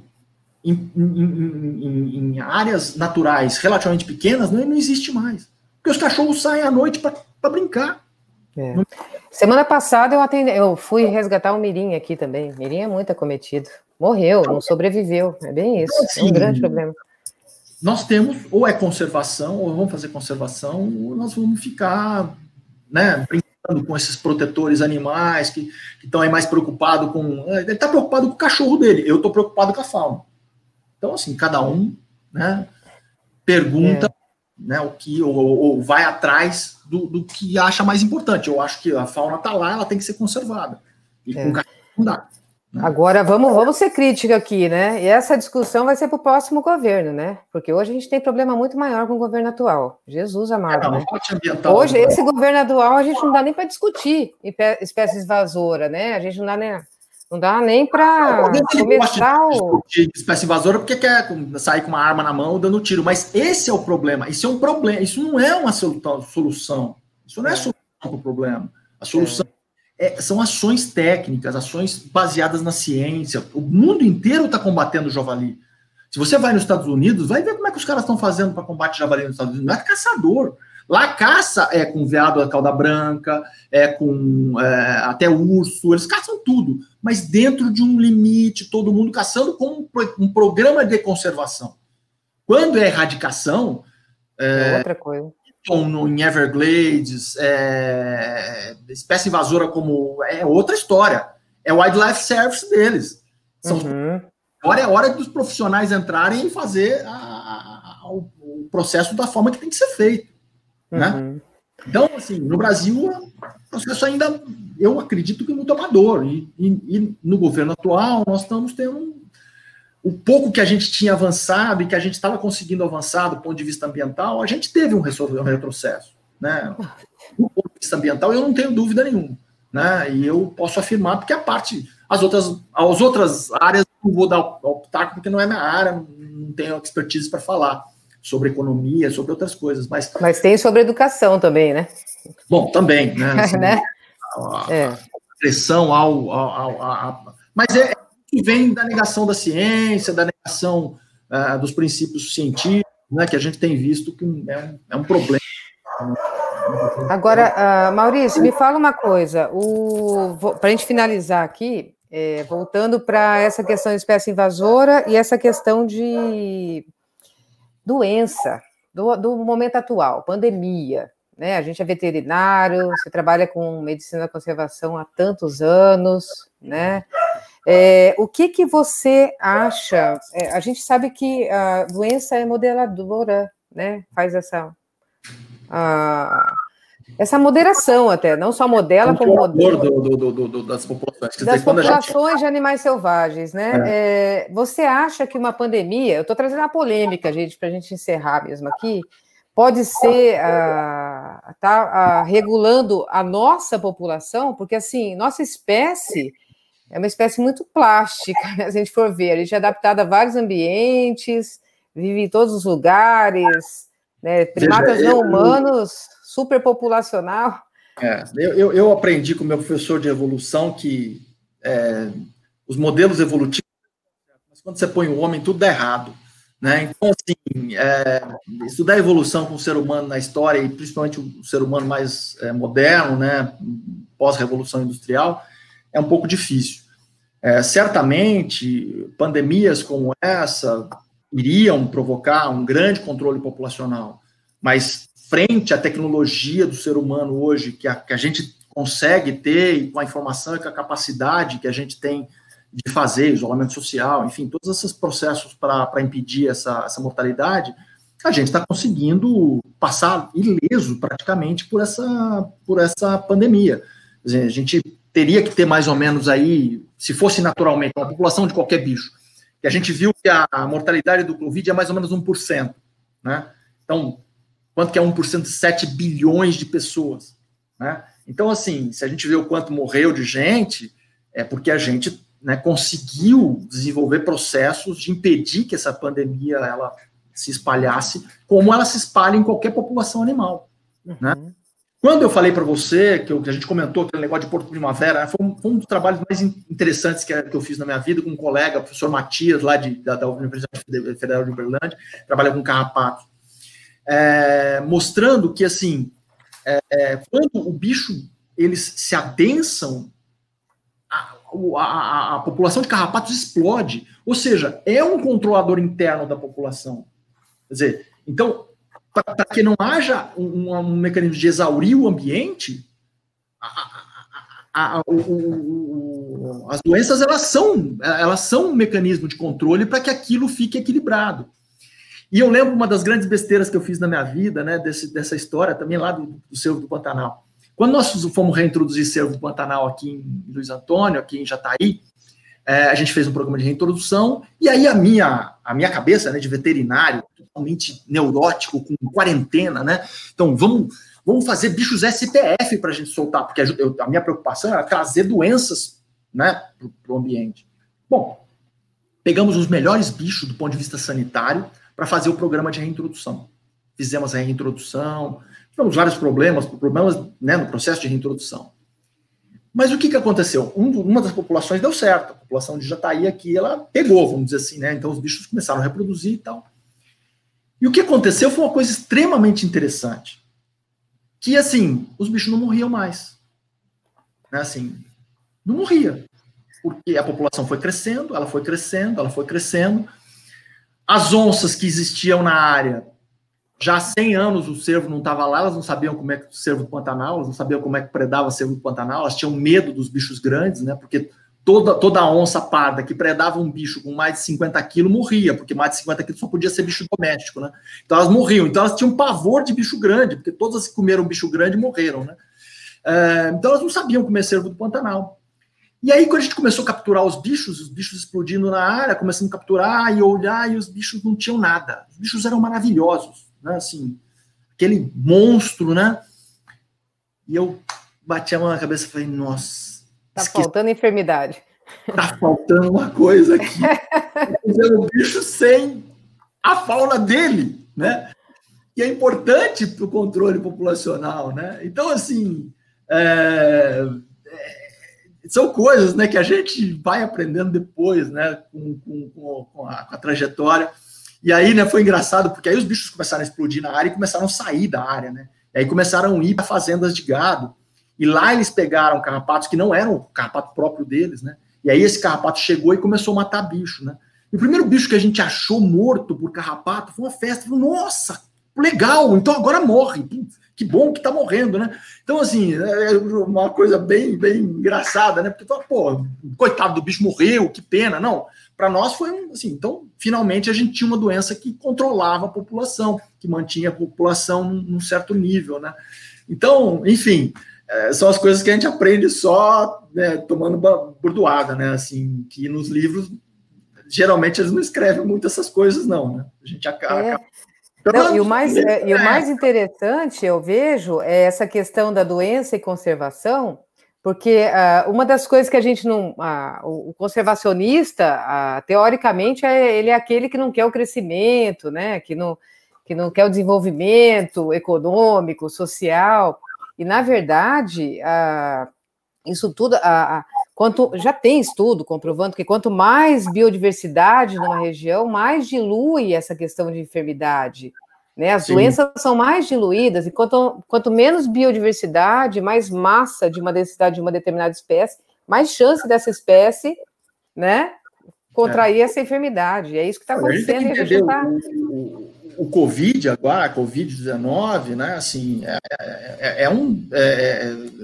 um spillover típico, né? Assim, é o salto de uma doença de uma espécie para outra, né? Uma doença que a gente ainda não sabe muito bem como é que é, mas provavelmente uma doença de morcegos, né? Que saltou para o ser humano através do pangolim, enfim, tem umas teorias, né, já feitas com isso, mas assim, por quê? Né? Assim, é essa interface que começou a acontecer agora mais radicalmente, né, as pessoas estão entrando no... Quer dizer, e veja, a gente está falando de uma pandemia, de um vírus de dispersão rapidíssima, enfim, ele é muito especial, né, muito específico, muito especial por conta disso. Mas se a gente começar a olhar as arboviroses... Sim.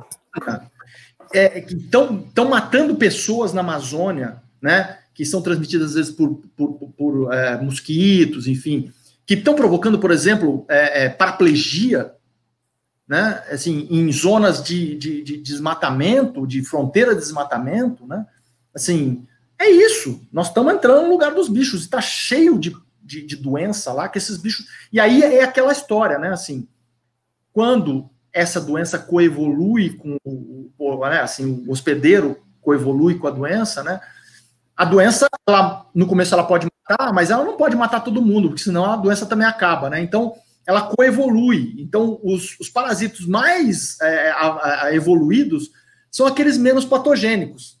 Os mais patogênicos são aqueles menos evoluídos, né? Porque matam o seu hospedeiro e morrem também, né? Então, assim, a gente tem que entender que a gente é um hospedeiro novo e que esse parasito não está adaptado a nós e ele pode matar a gente com uma facilidade muito grande, né? Então, assim, hoje que existem vários problemas, né? Assim, eu tenho um exemplo de cervo do Pantanal que eu vou trazer porque eu acho que é bem emblemático para isso, né? A gente achou no cervo do Pantanal, lá em Porto Primavera, um patógeno bastante importante, que é a... Ai, meu Deus, eu esqueci agora, mas, enfim, é uma Ehrlichia. Não é uma Ehrlichia. Mas é hemoparasita? É um hemoparasita. É um hemoparasita que é uma zoonose, né? Que é uma zoonose. Se meus colegas estão aí, alguém me dá uma luz aqui. Lá, esse trabalho faz 25 anos já, não estou lembrando dele. Mas, enfim, esse patógeno, ele não foi descrito ainda no Brasil. Ele é uma Ehrlichia, Ehrlichia chafensis. Ehrlichia chafensis, causa a erliquiose monocítica humana. Então, essa Ehrlichia chafensis nós descobrimos lá no cervo do Pantanal, né? Só que, por que essa Ehrlichia não chegou ainda no ser humano? Porque o cervo do Pantanal tem o carrapato dele, que é um amblioma triste, né? E que fica só nele. E aquele ciclo está ali. Nós não conseguimos ter um spillover do carrapato do cervo pular para o ser humano e transmitir a Ehrlichia para o ser humano. E o que estava acontecendo lá em Porto Primavera? Os cervos estavam sendo acometidos com o amblioma que agora mudou de nome, o amblioma... caramba, eu estou mal hoje. Que é muito conversão. Mas é muito Dá uma olhada nos comentários que o pessoal está colocando algumas informações ali também, Maurício. Estão chutando. Foi Ehrlichia. Né, assim, mas o que está acontecendo? Quando a gente tirou a várzea do cervo, o cervo começou a vir para a área seca. Na área seca, ele começou a ter acesso ao amblioma, que é o carrapato estrela do cavalo. Esse carrapato, então, esse sim tem contato com o ser humano. Né? Então, quando ele sai da várzea, ele passa a relíquia para esse carrapato, que esse carrapato vai ter acesso ao ser humano. Então, olha o que acontece se a gente mexe nesse caldeirão, vamos dizer assim. Né? Então, você inundou a várzea, o bicho saiu da várzea, veio para o ambiente seco, onde ele tem contato com o cavalo, com o bovino, e aí pega os carrapatos do cavalo e do bovino, e você vai estar lá manejando o cavalo e o bovino, e você vai pegar esse carrapato. E ele vai trazer a relíquia para você. Né? Spillover. E aí tem mais um problema, o spillback, né? Exatamente. Aí depois volta. Mas é engraçado, né, que esse carrapato do cervo do Pantanal, ele é típico do cervo. Ele só corre basicamente no cervo do Pantanal, que é um amblioma triste. No Uruguai, onde o cervo foi extinto, ele é o maior problema de carrapato de cachorro e gente que tem no Uruguai. Por quê? A extinção do cervo no Uruguai, que ocorreu no século passado, esse carrapato saltou, ele tinha que achar um outro hospedeiro, saltou para cachorro e depois saltou para pessoas. Olha que coisa incrível, né?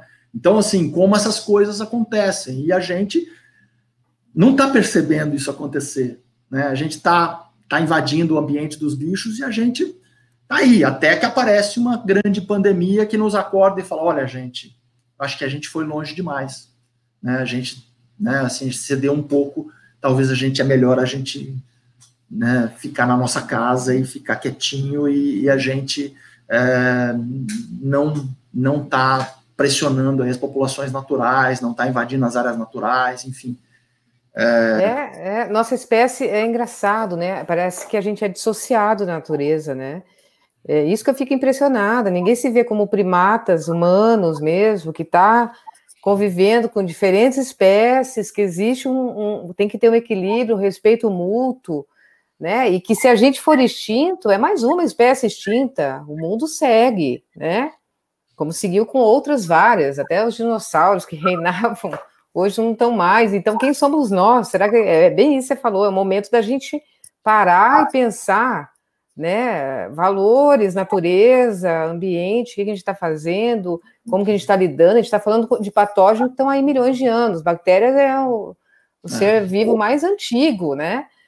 Então, assim... Aí o Luiz Ricardo aqui, o Joás me atualizar, né? Que agora é o amblioma sculptum, que é o carrapato, né? Que é o carrapato do cavalo, o carrapato estrela, né? O micuim, que todo mundo detesta, né? Enfim. E a gente já pegou muito no campo, você também deve ter pegado muito micuim no campo, né? Já muito micuim. Mas é isso aí, Flávia. Muitas lembranças, muita coisa que a gente fez, né? Assim, contar história, assim, é legal a gente contar bastante história. Mas foi...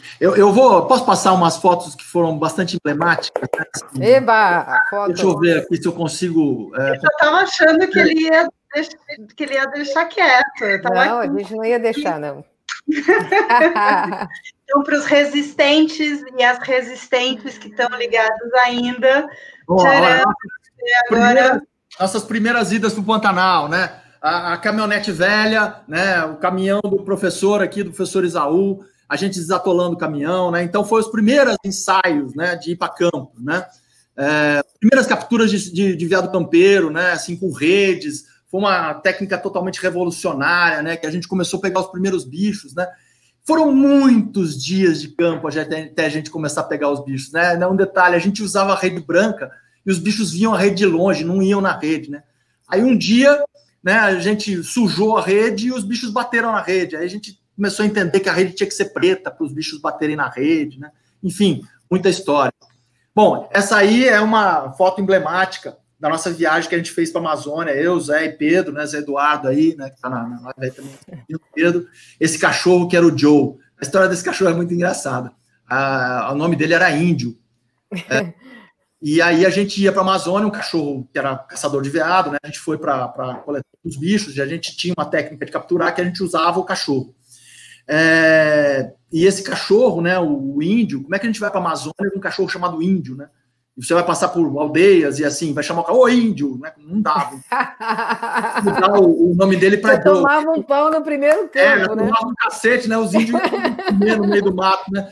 Aí a gente mudou para Joe, né? Então ficou Joe, Joe, Joe. Aí Joe ficou Joe, né? E aí ele já atendia pro nome Joe, né? E aí esse cachorro viajou nessa Toyotinha, nesse lugar aí, num cantinho que sobrava para ele. E essa foto aí foi uma foto trágica que a nossa carreta quebrou no meio da Amazônia, a 200 quilômetros de qualquer lugar que você pode imaginar que tem algum socorro, né? E a gente ficou ali pensando o que a gente ia fazer, né? Quem que ia ficar ali naquele meio de mato enquanto a gente ia na cidade buscar alguma coisa para nos socorrer, né? E aí quando eu digo para vocês, né, que a minha mãe estava rezando, ela devia ter ajoelhado no milho quando eu fui para a Amazônia, o dia inteiro, porque assim, uma estrada que estava fechada há mais ou menos 7 meses, ninguém passava nessa estrada, e a gente ficou ali desolado na beira da estrada, vendo o que a gente ia fazer. Com meia hora, aparece uma Toyota do nada, né? Uma Toyota cabine longa, né? Uma caminhonete vazia, né? E quem estava dirigindo? Um padre. Ele fazia essa viagem entre o Maitá e Manaus uma vez por ano, e era naquele dia que ele estava fazendo. E aí nós pegamos todas essas coisas que estavam na nossa carreta e pusemos no carro do padre, e aí nós fomos focando esse padre, porque ele também atolou umas 200 vezes, nós tínhamos que tirar ele do atoleiro, desse ponto até Manaus. Grandes histórias, né? Para percorrer 200 quilômetros, aí nós levamos 3 dias e 3 noites, né? A 600 quilômetros, na verdade, foram 3 dias e 3 noites, né? Até chegar em Manaus. Foi uma grande aventura para nós aí. Bom, essa aí as grandes aventuras de helicóptero, né? Assim, as capturas de helicóptero, o salto do helicóptero, né? Para pegar os bichos, enfim. Eu não sei se vai passar aqui, só para mostrar como é feito o sistema da captura, né? Assim, como é que pula né? Quem não viu até hoje, a maioria que está na live aí deve ter visto isso muitas vezes. Sensacional.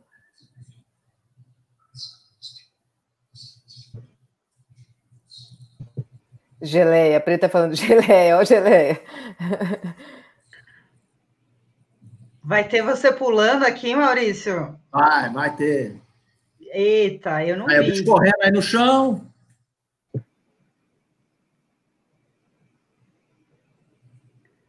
Caramba, é loucura mesmo. Isso é com colete, né? Um colete... com colete de peão, né? De boiadeiro, para as chifradas e as pernadas. Uhum. Aí, ó, o Marvin, né? O Marcelo Marvin Almeida. Foi um dos anestesistas que foi para o campo com a gente. Nossa, demais. Melhor época da vida. Isso foi sensacional. Aí o bicho subia de rede, né? Pelo helicóptero e tirava os bichos da área. E a gente que estava lá esperando os bichos, era surreal ver um helicóptero trazendo um cervo, assim, parecia que eu estava, nossa, era... Esses foram algumas fotos da gente trabalhando com o bicho, esses foram os animais que ganharam colar, né, não foram tirados, aquele bicho anterior foi tirado da área, esses aí a gente só colocava colar para acompanhar eles ali. E esse filme está bem ruim para acompanhar, é uma captura de um macho que a gente foi trocar o colar. E aí depois ele quis me matar. Então isso aí foi bem emblemático. E eu trouxe esse filme porque ele é bem interessante. Assim.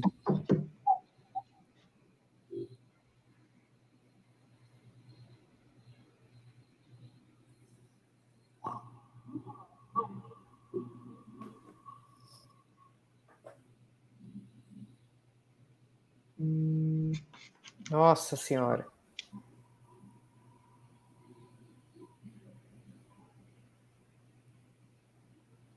Nossa, tamanho do chifre, né? Esse era grande. Essa aí era uma fêmea, mas depois apareceu o machão que a gente soltou ali.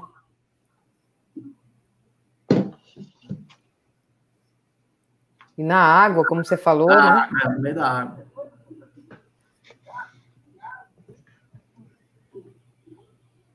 Que loucura.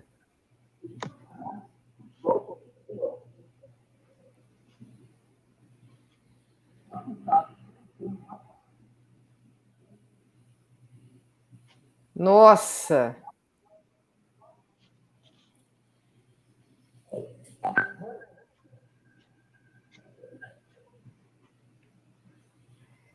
Quanto pesa mais ou menos um macho desse, Maurício? 120 quilos. Caramba! Bicho é bruto mesmo. Olha. Mega bicho. Ele voltou e avançou em mim 3 vezes aí. Depois, essa aí é a última, que ele resolveu deixar a gente, deixou barato. Mas, assim, são coisas aí, assim, muitas horas em cima de espera no mato, para ver se a gente capturava bicho, né? Assim, essa foto é uma foto emblemática, né? É uma foto, aí tá o Geleia, deitado aí, né? Professor hoje na Universidade Federal da Integração Latino-Americana, né? A UNILA, lá em Foz do Iguaçu. Foz do Iguaçu. Do meu lado aí. E o Ricardo, o professor Ricardo, lá da reprodução da USP, né? Hoje era meu orientado de mestrado nessa época, né? Esse foi o primeiro Mazama borouro capturado em vida livre. Para esse bicho ser capturado, foram 3 anos de campo, né? Caramba. Atrás desse bicho para a gente conseguir capturar ele, né? Então você pode ver a felicidade da galera aí, flagrante, porque foi o primeiro bicho de vida livre que a gente conseguiu colocar, né, na coisa. E aí, né, assim, algumas coisas emblemáticas, né, o bicho número 300, né, hoje a gente já está no bicho 470, 480 já, né, todos esses bichos que a gente coletou. Hoje eu tenho um banco de células aqui de mais de 1.000 bichos, né. Caramba. Isso aí são só 300 Mazama, né. E agora a gente está numa outra vibe, né, a gente não está capturando mais os bichos, né, então tem os nossos cachorros farejadores que encontram as fezes e que a gente trabalha com o DNA que tem nas fezes, né. Então essa aí foi uma cachorra que, né, foi uma homenagem a ela que eu trouxe aqui, que é a Granada, morreu há uns meses atrás, já velhinha, já tinha tido 2 AVCs, enfim. Mas a gente está com 2 cachorros agora, né, aqui trabalhando para a gente, o Thunder e a Nix, que são os nossos cachorros agora no momento.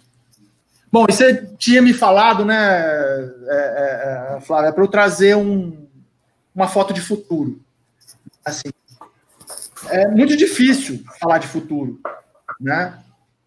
E esse aqui é um futuro que a gente tá, se a gente talvez não acredite que esse seja o futuro, a gente está guardando de qualquer forma.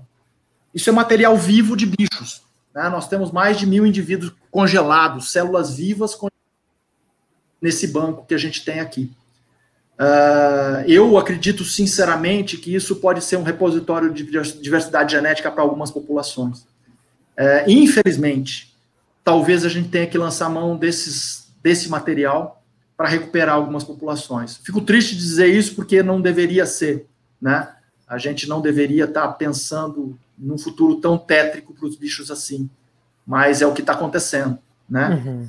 E de futuro, né, assim, o que eu digo para vocês, né, assim, então as técnicas que a gente está fazendo, já estão trabalhando nessas linhas de clonagem, uma série de coisas, né, para contribuir com esse processo. Mas o meu futuro é esse aqui, né, assim, é a galera que a gente está formando, né, então esse é o futuro da conservação no Brasil, né, a galera que, né, assim, que a gente formou aqui, que a gente está formando ainda, e de muitos que a gente já formou. Esse é o futuro, né? Eu acho que essa é a minha foto de futuro, né? Então, é isso que eu queria mostrar para vocês. Eu acho que é por aí, né? Assim, a gente está fazendo um trabalho que é para... Maravilhoso, maravilhoso. Vou aplaudir aqui, eu vou aplaudir por todos. Tenho certeza que todo mundo aplaudindo. Meu Deus do céu. Eu que agradeço, porque o meu futuro você também me ajudou. Obrigada. Eu que agradeço. Paulina. Vamos lá, estou aqui só colocando as palminhas, porque agora eu aprendi essa nova brincadeira que aparece a legendinha, então os melhores comentários aparecem na nossa tela. Bom, eu só queria deixar uns recados impressionantes. A gente teve quase 200 pessoas por quase 2 horas conectadas, muitas mensagens de parabéns. sim, você que está perguntando, está desesperado, sim, essa live fica no Facebook do Instituto Tamanduá, a partir de amanhã também disponível no YouTube do Instituto Tamanduá, lembrando também do QR Code que você encontra lá pelo Instagram, também aqui neste momento, ou direto lá no Instituto Tamanduá, no site, para você fazer a sua doação, e a gente vai ter mais papos dos gigantes da conservação, e também vem uma novidade, a gente vai também curtir papo e conversa dos bastidores do trabalho das equipes do Instituto Tamanduá, não é isso, Flávia? Vem muita live ainda. Isso aí, a ideia é a gente estar fazendo as lives com as pessoas envolvidas em cada projeto, né? E mostrando os bastidores que a gente está fazendo, vai ser bem legal. O Rogério Cunha de Paula, que foi o nosso primeiro, né? Grande abraço para o Rogério, grande amigo. Grande abraço. Bem, eu tenho um monte de amigos, tá todo mundo assistindo aí, meus alunos e meus amigos, 200. Você falou que valia nota assistir essa live. Meus alunos também, eu falei para eles, vai valer nota. Enfim, acho que o termômetro mais bacana é que teve muito pouca pergunta e realmente muitas mensagens que estavam hipnotizados com a conversa. Foi de altíssima qualidade, foi muito divertida. A gente só tem a agradecer pela oportunidade da gente ter espionado a conversa entre os gigantes da conservação. Galera, muito obrigada. Então, daqui a pouquinho, para quem perdeu o começo, enfim, já vai poder assistir inteiro no Facebook e amanhã, então, direto no YouTube. Maurício, muito obrigada. Flávia, muito obrigada. E a todo mundo também que doou, muito obrigada. A gente vai continuar fazendo essa campanha das lives com propósito para ajudar quem ajuda o Instituto Tamanduá o tempo inteiro. Isso, valeu, obrigada. Eu quero por fim, só agradecer Maurício, agradecer a equipe toda por estar colaborando e mandar um beijo especial para o Vinícius, que está entrando agora, o Vini, que saiu ontem da UTI. O Vini é o nosso veterinário oficial há 8 anos. Estou muito feliz de você estar aqui, nego. Você é muito especial. Você vê o Covid chegando em todos, né? Então, de novo, fiquem em casa. Por favor, vamos, né, nos cuidar. Maurício, obrigada. Beijo para todos. Valeu, galera. Boa noite.